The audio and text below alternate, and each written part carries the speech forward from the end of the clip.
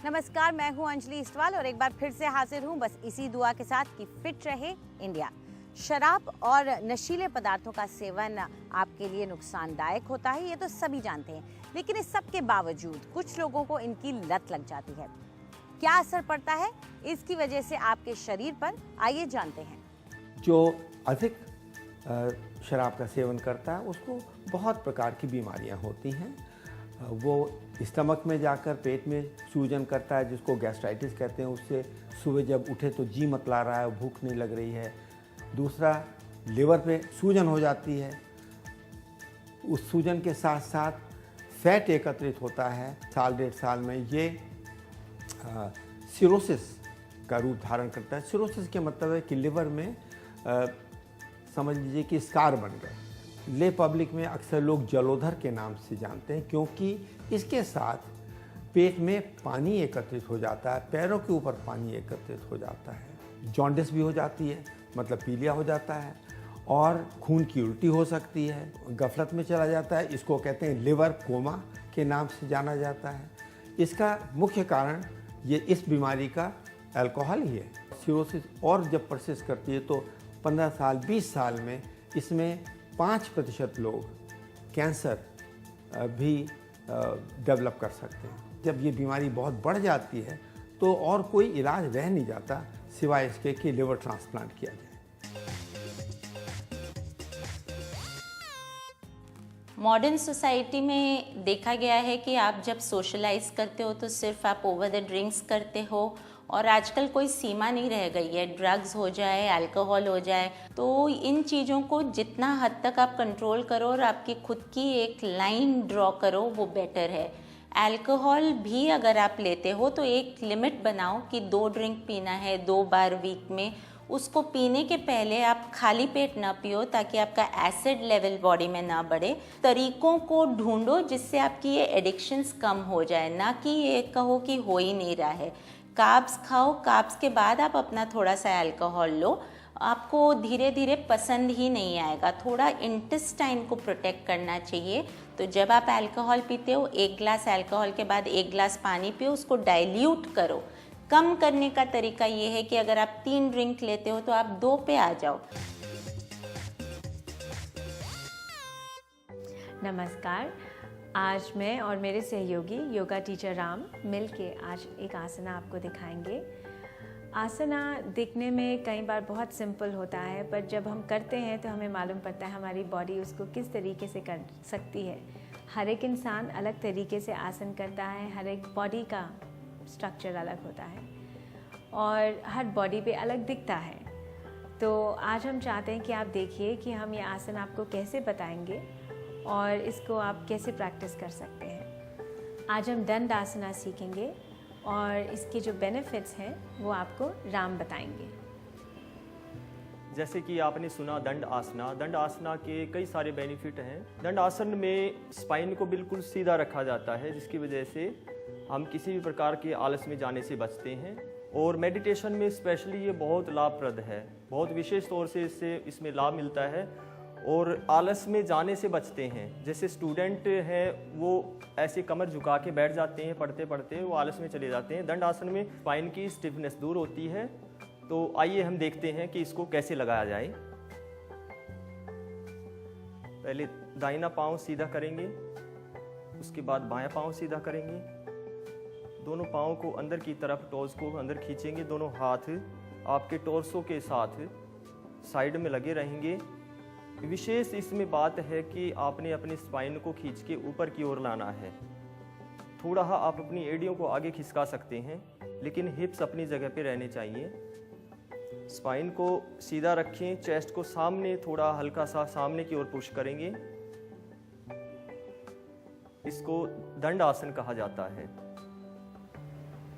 इसमें आप अपना कोर भी यूज़ करते हैं, जिसे हम नाभि कहते हैं। वो कनेक्शन, जब आप इस आसन में आते हैं तो आपको एक चीज़ अंदर एहसास आता है कि आप जो नेवल पॉइंट है आप इसको एक्चुअली में फील कर सकते हैं, और इससे ऑटोमेटिकली स्पाइन की अलाइनमेंट में भी चेंज आता है।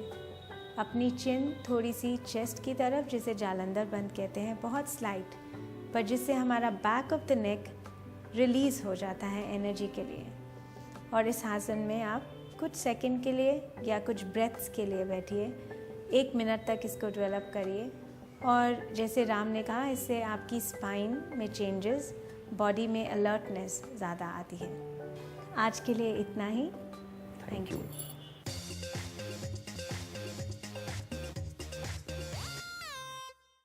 नमस्कार। आज हम बात करेंगे क्यूटिकल्स के बारे में, यानी कि वो स्किन जो हमारे नाखून के अराउंड ग्रो कर जाती है और जिसकी वजह से बहुत दर्द होने लग जाती है फिंगर्स एरिया में।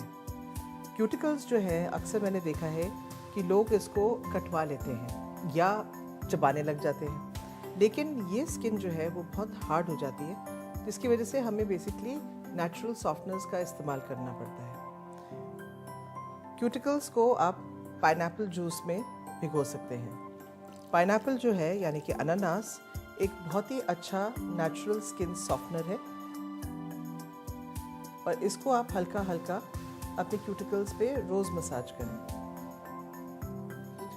पॉपॉ यानी कि पपीता, अगेन इसमें एंजाइम्स होते हैं जो स्किन को सॉफ्टन करते हैं। इसको आप हाथ से ही मसल सकते हैं और इसका जूस और फ्रूट दोनों ही आप क्यूटिकल्स के ऊपर मसाज करें।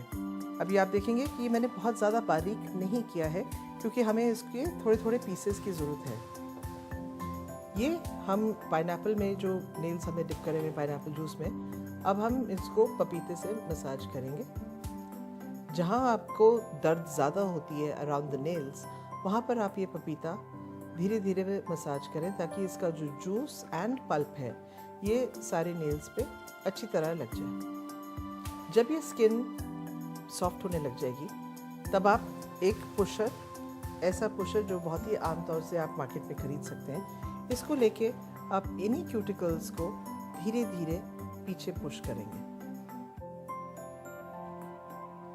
और इसी के साथ आपकी जो क्यूटिकल्स की प्रॉब्लम है वो बहुत ही आसानी से दूर हो जाती है और आपका जो स्किन है वो बिल्कुल मुलायम एंड पेन फ्री हो जाएगा।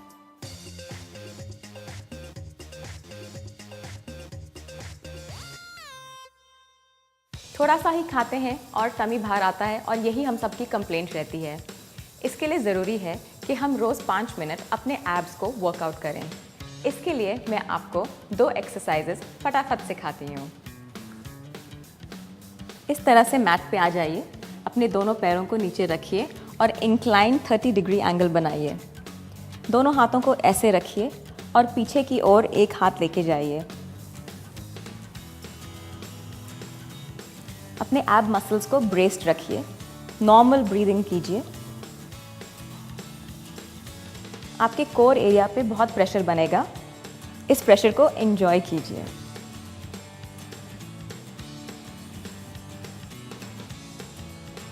आपके फिटनेस लेवल के हिसाब से आप अपना एंगल थोड़ा और इंक्लाइन कर सकते हैं, थोड़ा और नीचे या थोड़ा और ऊपर की ओर एडजस्ट करके रखिए। Try to hold this position for at least a minute.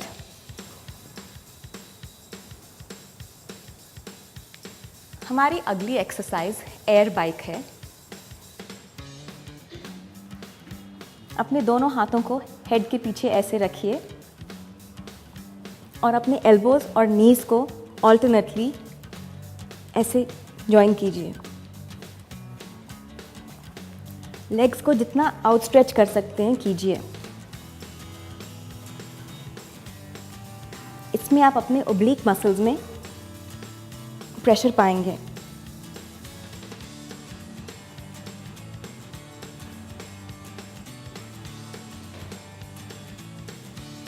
ये एक्सरसाइज बहुत ही क्विक है और बहुत ही इफ़ेक्टिव है, इसे आप ट्राई कीजिए।